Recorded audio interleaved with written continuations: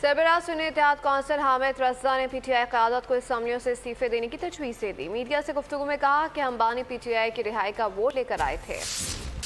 3 ماہ میں بانی پی ٹی آئی کی رہائی کے لیے کچھ نہیں کر سکے، کارکنان نے بڑی مار کھا لی، اب ہم ایوان کی کرسیوں سے نکلیں اور خود ڈنڈے کھائیں۔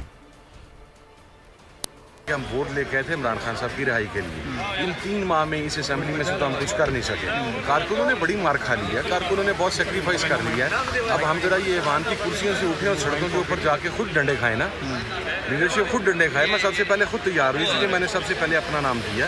میرا یہ ایک موقف ہے، اس کے اوپر ظاہر ہے جمہوری پارٹی ہے، اس میں اختلاف رائے بھی ہو سکتا ہے، کثرت رائے سے بھی ہو سکتا ہے، جو بھی فیصلہ ہوگا میرے لیے قابل ہوگا، بٹ میں اپنی سجیشن تو دے ہی سکتا ہوں۔ میرا کسی سے کوئی اختلاف نہیں ہے، میں بڑا روادار قسم کا آدمی ہوں، اور پارٹی کے تمام لوگوں نے مجھے ہمیشہ بے انتہا عزت بھی دی ہے اور احترام بھی دیا ہے، اور میں نے بھی انہیں عزت اور احترام ہی دیا ہے۔